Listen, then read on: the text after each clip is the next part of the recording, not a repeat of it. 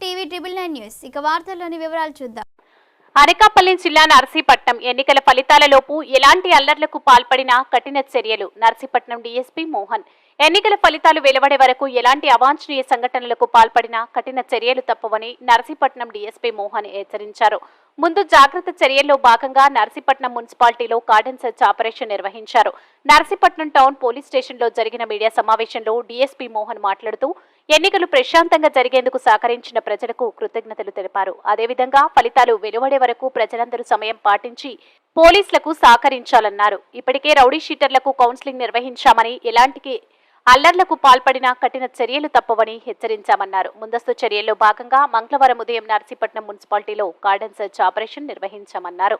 ఈ తనిఖీలో ఎలాంటి పత్రాలు లేకుండా ఉన్న 68 ద్విచక్ర వాహనాలను, ఆటో, కారు, బొలెరో వాహనాలను గుర్తించి పోలీస్ స్టేషన్ కు తరలించామన్నారు. వీటికి సరైన పత్రాలు చూపించి వాహనాలను తీసుకువెళ్లవచ్చన్నారు. అదేవిధంగా ఎన్నికల ఫలితాలపై బెట్టింగ్లు నిర్వహించిన చర్యలు తప్పవని హెచ్చరించారు.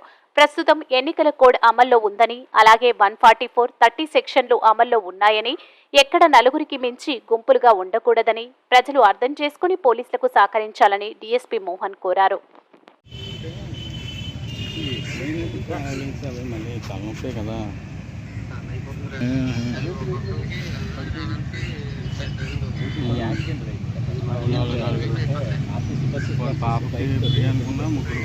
సహకరించారు. ప్రజలు కూడా అన్ని వర్గాల వారు బాగా సహకరించారు. ఎటువంటి ఇన్సిడెంట్స్ లేకుండా సహకరించినందుకు నేను ప్రజలందరికీ, అలాగే అన్ని పార్టీల వారికి కూడా నా కృతజ్ఞతలు తెలుపుకుంటున్నాను. సో దాంట్లో భాగంగా వచ్చే నెల అంటే జూన్ 4వ తారీఖున కౌంటింగ్ సందర్భంగా మేము ఎటువంటి ఇబ్బందులు, నేర సంఘటనలు, అవాంఛనీయ సంఘటనలు జరగకుండా, అలాగే నేర నియంత్రణ లక్ష్యంగా శాంతి భద్రతల పరిరక్షణలో భాగంగా మేము Narsipatnam town police, Narsipatnam sub divisional police వివిధ రకాలైన చర్యలు తీసుకుంటున్నాము. దాంట్లో భాగంగా ఈ ఫైర్ క్రాకర్స్ సంబంధించిన గోడౌన్స్ అన్ని చెక్ చేస్తున్నాము. తర్వాత ఈ ఓపెన్ డ్రింకింగ్ సంబంధించి వాటిల్లో కూడా మేము ఎక్కువగా చెక్ చేసి ఎన్ఫోర్స్మెంట్ కేసులు ఎక్కువగా పెడుతున్నాము.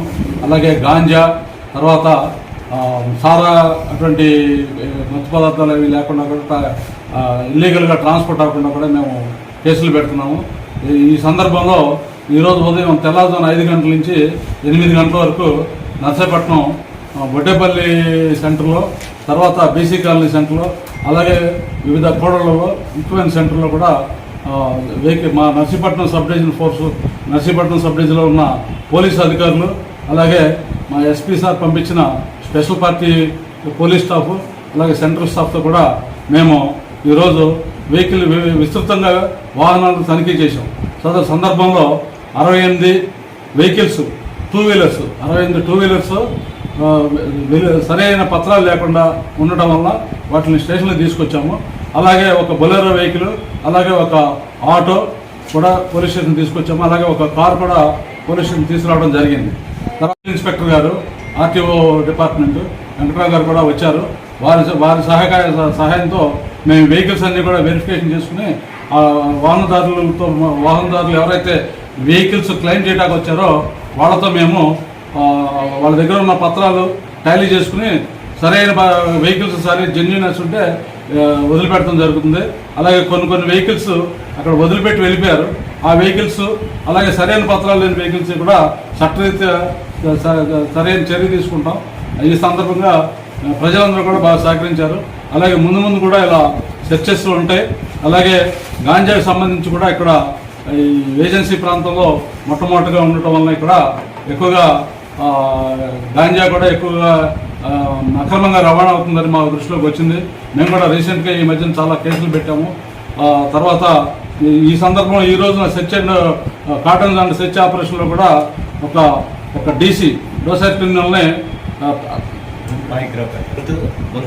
బొంతు రాంబాబు అనే వ్యక్తిని ఈరోజు పాయకరావుపేట కేసులో ముద్దాయి అతను, వాళ్ళకి వాంటింగ్, అక్కడ గంజా కేసులో వాళ్ళకి వాంటింగ్, అతను కూడా మాకు ఈరోజు సెర్చ్ ఆపరేషన్లో అతను దొరకడం జరిగింది. తనిఖీ చేస్తే తన ఐడెంటిటీ చెప్పాడు. తర్వాత తదుపరి తనిఖీ చేస్తే అతను పాయకరాపేట పోలీసు వారికి క్రైమ్లో వాంటెడ్ క్రిమినల్ అని తెలిసింది. అందువల్ల అతను కూడా పాయకరాపేట వాళ్ళకి హ్యాండ్ ఆఫ్ చేయడం జరిగింది. వాళ్ళు అక్కడ చట్టరీత్యా వాళ్ళ కేసులో క్రిమినల్ కాబట్టి వాళ్ళు అతన్ని రిమాండ్ చేస్తారు, తదుపరి చర్య తీసుకుంటారు. ఈ సందర్భంగా నేను ప్రజలందరికీ ముఖ్యంగా నేను విజ్ఞప్తి చేసేది ఏంటంటే, రాబోయే అసెంబ్లీ ఎన్నికలు, పార్లమెంట్ ఎన్నికల సందర్భంగా వచ్చే నెల 4వ తారీఖున అంటే జూన్ 4వ తారీఖున జరిగే కౌంటింగ్ సందర్భంగా ఎటువంటి అవాంఛనీయ సంఘటనలు జరగకుండా మేము విస్తృతమైన భద్రతా ఏర్పాట్లు తీసుకుంటున్నాము. ఈ విషయంలో ప్రజలందరూ సహకరించాలని చెప్పి మేము కోరుకుంటున్నాము.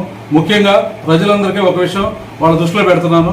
30 పోలీస్ యాక్ట్ అమల్లో ఉంది, 144 సెక్షన్ అమల్లో ఉంది, ఎలక్షన్ కోడ్ ఇంకా అమల్లో ఉంది. అందువల్ల పబ్లిక్ 4 కంటే ఎక్కువ గుమిగూడి ఉండటం చేయకూడదు. అలాగే పోలీసు వారు సహకరించాలి. విచ్చలవిడిగా బైకుల మీద తిరగటం, అలాగే తర్వాత ఈ ఓపెన్ డ్రింకింగ్ చేయడం అవి చేస్తున్నారు. అందువల్ల పబ్లిక్ సహకరించవలసిందిగా మేము కోరుతున్నాము. ఈ విషయంలో రాజకీయ పార్టీల వారిని కూడా మేము విజ్ఞప్తి చేస్తున్నాము. మాకు పోలీసు వారికి సహకరించవలసిందిగా మేము కోరుతున్నాము. మేము తీసుకునే చర్యలకు కూడా ఎటువంటి నిష్పక్షపాతంగా తీసుకునే చర్యలు కూడా మాకు సహకరించవలసిందిగా మేము కోరుతున్నాము. హాయ్ అండి, అందరికీ నమస్కారం. నేను మీ జబర్దస్త్ రాజమౌళి. మార్పు మీడియాతోనే సాధ్యం అనే ఒక గొప్ప నినాదాన్ని తీసుకున్నటువంటి టీవీ 999 న్యూస్ ఛానల్ వాస్తవికతను మీ ముందుస్తూ ప్రతి ఒక్క అంశాన్ని ప్రజలకు చక్కగా తెలియజేసేటువంటి news channel TV 999 Telugu news channel. ప్రతి ఒక్కరూ ఈ యొక్క అంశాలను, ఇందులో వచ్చేటువంటి విషయాలను లైక్ చేయండి, షేర్ చేయండి, సబ్స్క్రైబ్ చేయండి. వార్తలు ఇంతటితో సమాప్తం. మళ్ళీ తిరిగి ప్రసారం అయ్యే టీవీ 999 న్యూస్లో కలుద్దాం. అంతవరకు సెలవు.